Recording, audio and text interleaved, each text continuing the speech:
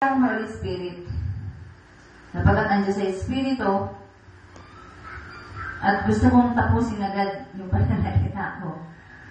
Kung walang Holy Spirit, wala ako dito sa unahan. Praise the Lord! Amen! Kung walang Holy Spirit, wala akong sasabihin, sapagkat wala akong alam. Kaya makinig lang kayo, sapagkat ang Holy Spirit ang bibigay sa atin ng kaalaman ngayon. Praise the Lord! Amen! Masaya ba kayo? Praise the Lord! Amen! Masaya. Sapagkat bagay na hindi ko maipaliwanag.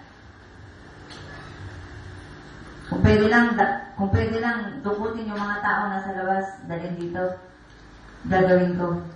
Marinig lang nila ang ipinasasabi ng Diyos. Praise the Lord! Amen! No?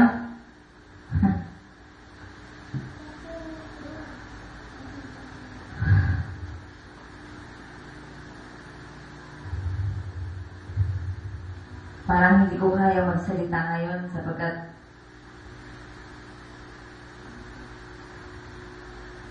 sana kayo na lamang ang makaalam. Hindi na ako. Kasi alam ko na eh. No? Pero ganun pa man napakabuti ng Diyos. Habang nagsasalita siya dito, patuloy niya akong inaaralan. Praise the Lord! Amen! Patuloy niya dinaragdagan ng aking kaalaman para patuloy akong maging malakas. Salamat sa Diyos sapagkat may mga kabataan na nakarating. Niloob ng Diyos sa makarating mga kabataan. Mga lalaki na nawawala na. Mga lalaking nauubos na. Bakit nawawala at nauubos? Pero maraming lalaki kang makikita. Wala na yung tunay na pagiging lalaki nila.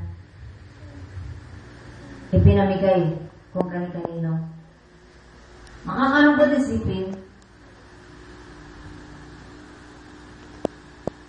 At gusto kong ipaalam sa inyo ang panawagang ito unang-una. Sinabi na nga para sa lahat, ano? Mga Adan, makinig kayo. Kayo ang unang nilikha ng Diyos para maging kasama niya. Amen. Praise the Lord! Amen! Mga Adan, sa umaga hanggang gabi, dapat yun ang makita. Pero sa araw, Adan ka, sa gabi, Eva ka. Nakakalungkot isipin, tinatawag na tayo ng Diyos, pero hindi nyo kasi alam kung ba't kayo tinatawag. Ayun, yun lang naman ang tanging dahilan para mapuspos kayo ng banal na Espiritu. Para sumayin nyo ang banal na Espiritu, para tanggapin nyo ang banal na Espiritu, saka nyo lang maunawaan kung bakit kayo tinawag ng Diyos. Praise the Lord! Amen!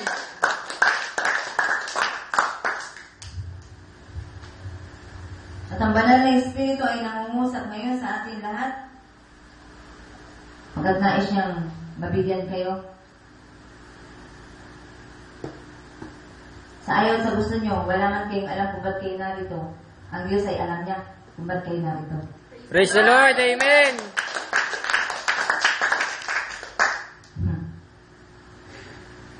Salamat sa Diyos. May isang Eva na tumanggap sa hamon ng paglilingkod para ang mga Adan na nagkakawala na ay muling matawag ang pansin at magbalik loob sa Diyos. Praise the Lord! Amen!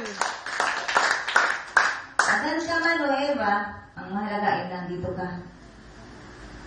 Makinig ka para maunawaan mo kung sino ka ba talaga.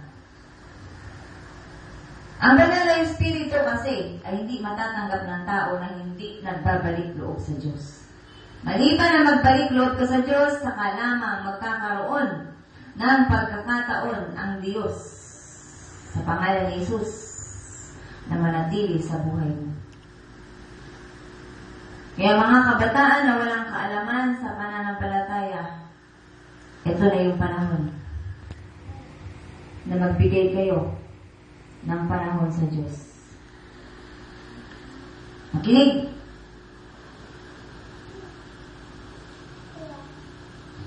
Magulo na ang paligid. Kaya niyo bang bigyan ng kapayapaan ang kapaligiran sa pamamagitan ng inyong mga sariling kaisipan?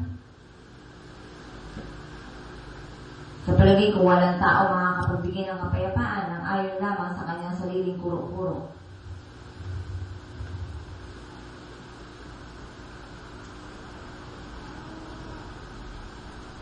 At ang banal na Espiritu na lulukop sa tao, ang taong yan ang pag-uumpisahan ng kapayapaan na hinahanap ng sanlibutan. Praise the Lord. Amen. Kapayapaan magmumula sa iyo. At ikaw ang magsasabi sa paligid mo, dala ko ang kapayapaan hinahanap niyo. Praise the Lord. Amen. At ang kapayapaan yan, lahat makakamta natin, pare-pareho, iisa lamang ang pinagmumulan, walang iba kundi ang Diyos sa ngalan ni Jesus. Praise the Lord. Amen. At kapag tinanggap mo ang banal na Espiritu, ay magkakaroon ka ng regalo. Na kung paano nagsasalita ka sa mga pananalita na hindi kaya unawain.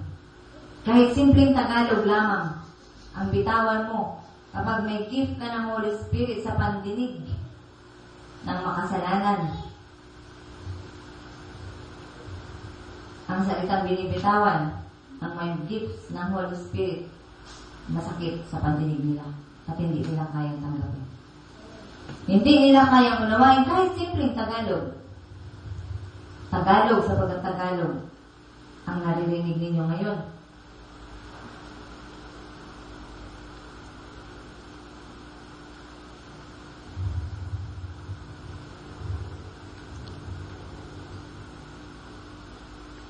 Gusto ko lamang bigyan pansin mga kabataan.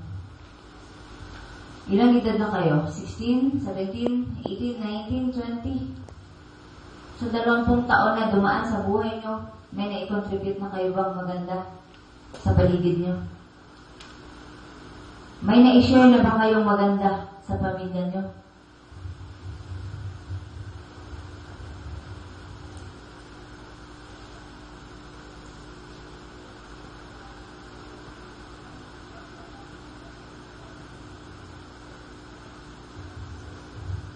Kung wala, sige. Simula sa araw na to, pag-uwi nyo, mag-isip kayo ng mabubuting bagay. Lahat.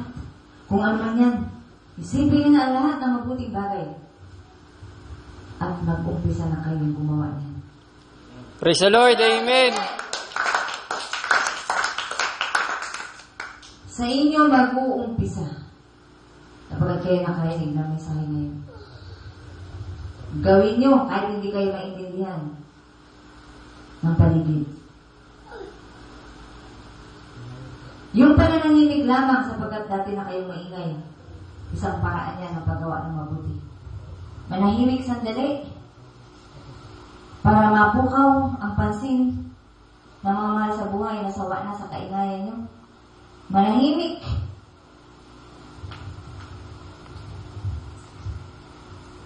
At huwag magbibitaw ng salita na walang kabuluhan. Ang bibitawang salita, dapat yan ay kapupulutan ng mabubuting aral. Mga kabataan, marami pa ang susunod na mga araw. Kayo rin ang mag-aani ng mabubuting itatanim nyo ngayon. Praise the Lord. Amen.